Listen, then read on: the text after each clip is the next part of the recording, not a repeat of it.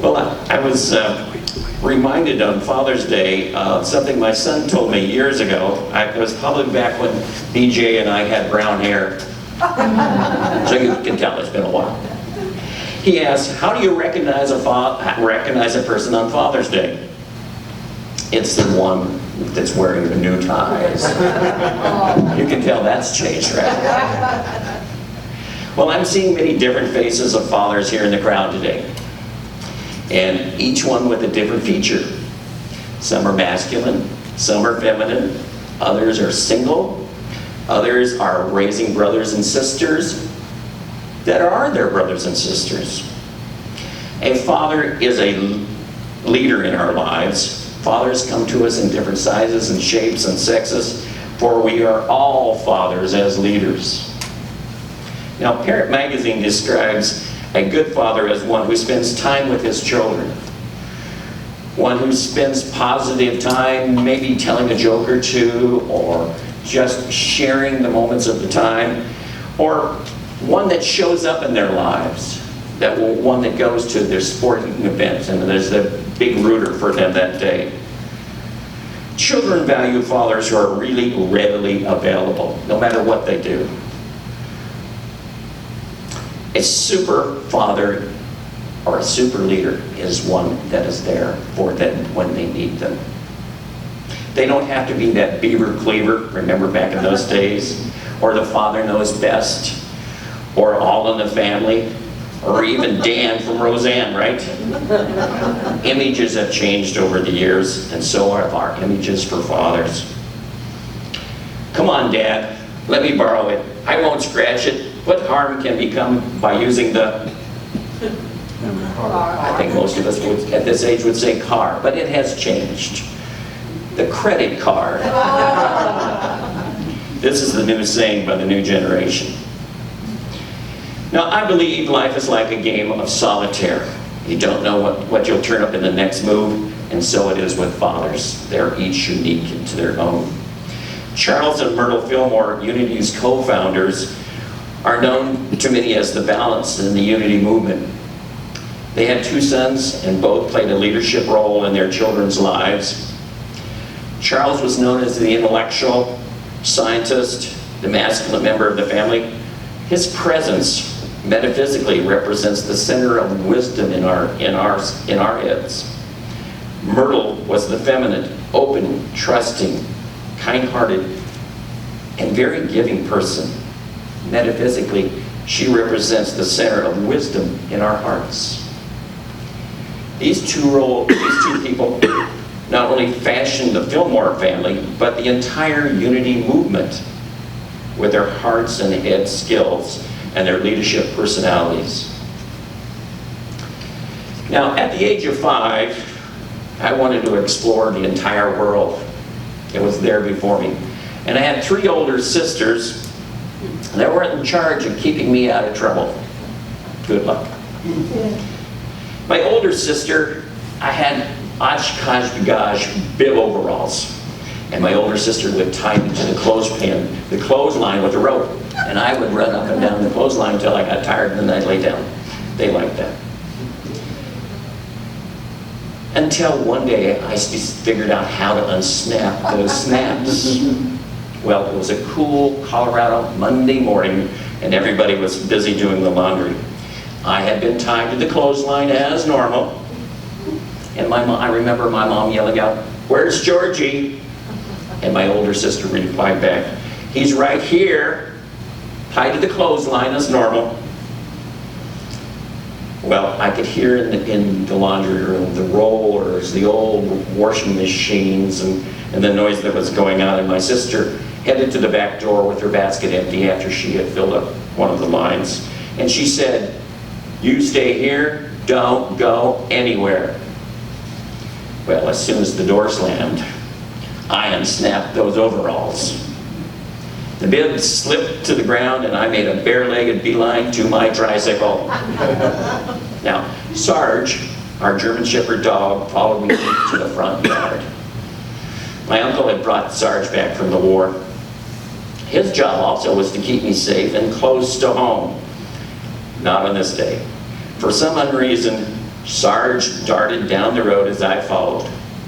Sarge, Sarge, Sarge, come back, come back, come back! Well, down the road we raced. As fast as we could go, I was pedaling as hard as I could and with my little bare legs. All of a sudden, Sarge stopped. And there before us was this huge dark cloud with its sounds of hoofs in the distance. Sarge turned and started barking, and he started running. So I turned that tricycle around and I started running too. And there I could see my 3 sisters and my mom on the porch. Georgie, Georgie! They kept pointing and looking at this dark cloud that was behind us. The noise got so loud as we got closer to the house, and then all of a sudden I felt my sister's hand on the back of my neck. She grabbed me and my tricycle, which I wasn't going to let go of, and threw us both over this 3-foot fence. Well, we rolled to the ground with a thump. Sarge cleared the fence right behind us. And we laid there for a moment. And pretty soon I said, "See those pretty cows?" Well, sure enough, there were 2,000-pound Bremer bulls being driven down Main Street to the stockyards.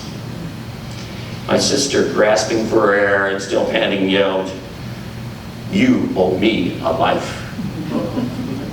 Well, some 65 years later when we meet, she still says that, "You owe me a life. How's it going?"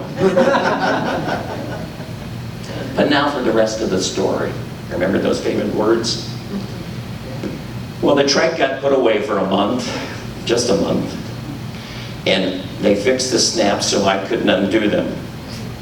And my mother addressed me, "When your father gets home on Friday, he will have a talk with you, George Allen McGaughey." Well, you know, when your mom used all 3 names, you were in doo-doo. Well, my father did get home, and when he got home, he said, "Let's go." Now, my father used very few words. So when we walked out the door, I turned to the right, headed to the woodshed, and he turned to the left, walking to the street. "Come on, George, come on, go with me." So we went to the edge of the street and we stood there for a few minutes, and he put his big hand down, and with my little hands I grabbed one finger, and he says, "I want to tell you something. You are not to go into the street without an adult from now on. Do you understand?" I lowered my head and said, "Yes, Dad, I understand." Remember this. Stop, look, listen before you cross the street. I squeezed his hand back, saying, "Thank you, Dad." Then he laughed and he said, "Let's walk down to the corner drugstore and buy a 5-cent Coke." That was a 5-cent Coke of leadership. Now, contrary to popular beliefs, positive living is not thinking everything will work out. Will not work out great all the time. Positive thinking is focusing on what is present and what's going well and what we can do to make it better. I was reminded this as my dad gave me this advice when I turned 17. I'd gotten my draft card, and at that joint age you were given a draft number. Well, I was number 3, and so I knew I was going to Vietnam. He said, "Not being scared is not being brave, but being brave is being scared. War has a way of making men out of us, but keep alive to enjoy the rest of your life is important too." When he finished that, he gave me a big hug. I too, like E.B. White, I arise in the morning torn between the desire to improve or save the world, or a desire to enjoy, savor the world. This makes it hard to plan the day, naturally. However, there are things that change in our lives, that will change our lives forever. You'd think the world would stop when that happens, but it doesn't. It just keeps rolling right along. It is up to us, however, to plan on what moves we choose to make. I remember this daily from a friend named Joe. It's a true comfort for a soul when someone reaches out in compassionate ways helping you when you're struggling. I remember this exact words that the Army nurse said to me as we were departing on an air medevac plane home on our way home from Vietnam. We are called to show up in ways for others, she said, to be present to what is and help where we can. I cried as they carried Joe's body off the plane that day. So you see, Joe was a first sergeant, a black soldier, and I held his hand all the way home on our trip. The nurse's leadership skills, like that of my father, knew it's just the right thing to do. One of my father's favorite sayings was, knowledge is never known to enter the head via an open mouth. Stop, look, listen, he taught us as children. But listening is the most important of the three. I would later find out what Joe's favorite song was. It was, I dreamed and dreamed in times gone by, when hopes were high and life worth living. I dreamed that love would never die. I dreamed that God would be forgiving. Now I learned early, life is a matter of choices, and every choice you make makes you. To that I'm reminded that hate and love are both four-letter words. And I have a choice when choosing which one I choose. What do I choose at any given moment? Well, I chose to hold Joe's hand on the way home, and that's a choice I will never forget. And from John 3:16, and I've worded this a little different than you probably never heard, than you've heard it from the King James Version. This, you see, is how much God loved the world, enough to give his Son, his special Son, so that everyone who believes in him should not be lost, but shall share in the life of God. This is true for my heavenly Father as it is for my earthly father. Several years ago, after my father's eulogy, my sister said to me, you could make a sinner into a saint. No, I just remember forgiving my father years and years ago of his mean actions. He was taught, spare the rod, spoil the child. Punishment would come very swift and very tough from him sometimes, but he did his best with what he was taught. I chose not to carry on his punishment skills as a young father. Now, discerning God's voice is not so hard when I make the time to listen closely. I remember when I was a teen, I viewed God as that old white guy with the beard. Remember those images we would have? And he would sit on his cloud and point down at us. Well, I remember God saying, St. Peter, put another black mark in that book. That George McGaughey kid has been rotten again. Well, I think at one time I was up to 5 or 6 pages of black marks. Well, one summer when I was spending time with my father,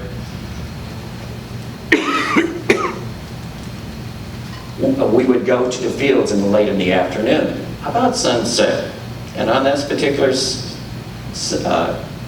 day, he was leaning out against his shovel, just admiring the world in kind of a dream state. Then he finally declared in a muttered voice, have you ever seen anything so beautiful? This is what heaven looks like to me, he said. And at this moment, I now recall Luke 17:21, for the kingdom of God is within you. My grandfather saw the good in everything, in the seeds, in the water, in the earth. For this is where God lives, he says. He added with a smile and watched the rows of corn that eve.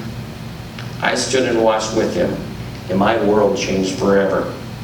For it was all heaven sent, and I stood in the middle of heaven with my grandfather. If you want to find inspiration to help you open your mind and hearts on your own journey of awareness, become a father.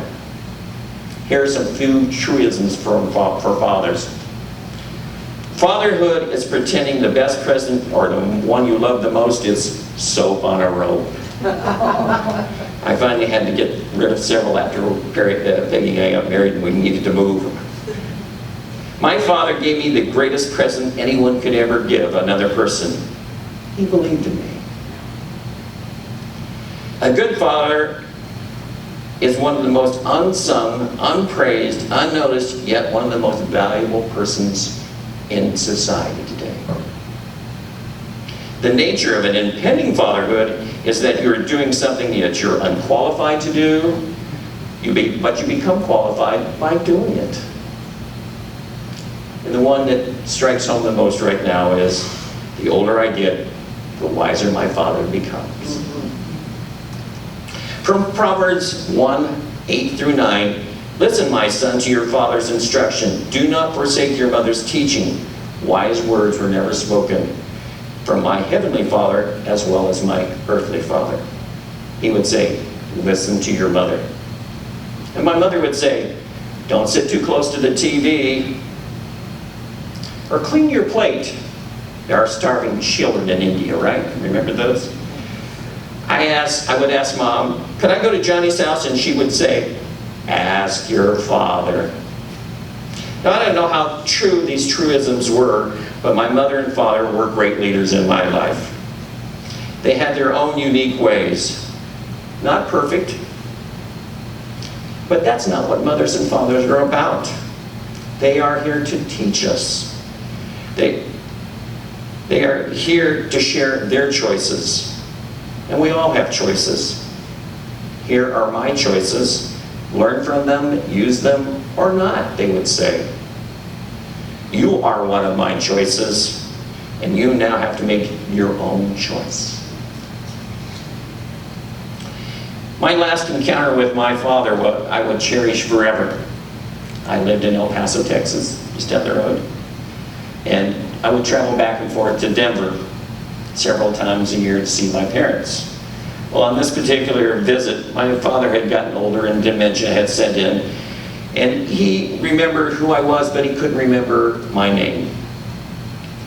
And I was ready to leave on that sunny evening after spending a long, very fruitful weekend with them all together. So I started to say my goodbyes, and my father raised his big hand. And I ran over there and I grabbed it, and he said, you're welcome home anytime. These are the words of a lifetime for a young man. These are words that I had waited for many years. He gave them to me on the last day I would see him alive. I wrapped my hands in his and kissed him on the forehead and said, it would be my pleasure. I love you. And so I departed that day. Several months later, I would have a strange encounter with his spirit once again. I was at Unity Village going to school. I'd been to his funeral and did my eulogy and said my goodbyes. I thought forever. While at school, I loved to get out and jog around the perimeter through the golf course and out into the woods. Well, I started up a path on this particular Monday morning, and there was a shiny object laying in the rocks. Almost stepping on it, I reached down and brought it up. And the closer I got, I saw it was a butterfly. The more I studied it, I saw this long, linear face and these large hands. And I knew exactly who it was. And at that particular moment, the words swarmed over me. You're welcome here anytime. So I rose the butterfly and he fluttered away. And all I could say was, thank you, Dad. I watched as he disappeared into the trees. And so I will close by reminding you his affirmation, you are welcome here anytime. And one of his favorite words to you is stop, look, listen. Listen is the most important of the three. So I will say to you, happy Father's Day, for you are all our fathers, just by your leadership. Go out and share that today with someone else. Happy Father's Day, everyone.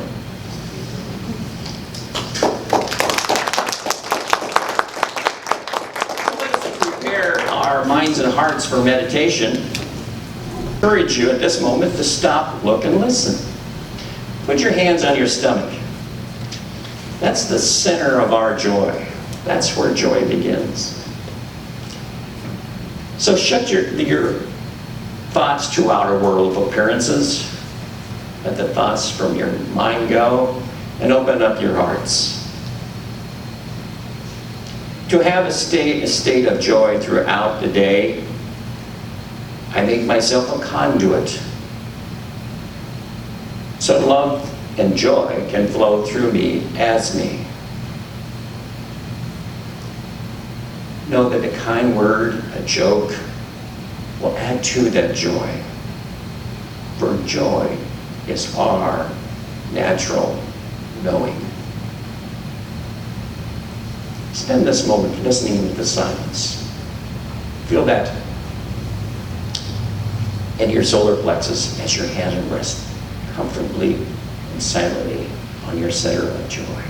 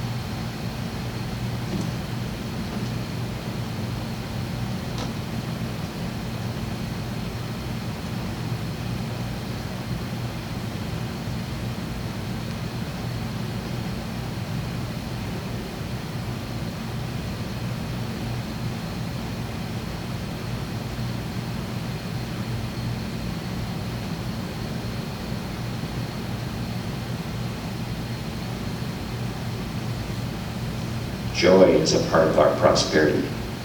It heightens our awareness of ourselves. And as your hands are sitting there still on your stomach, what are the one or two things I might take with me joyfully to share with the rest of the world?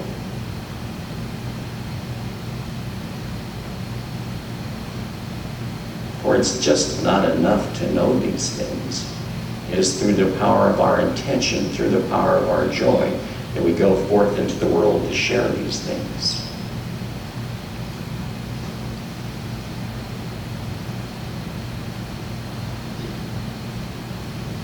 We are given a choice to choose love or hate, or also joy.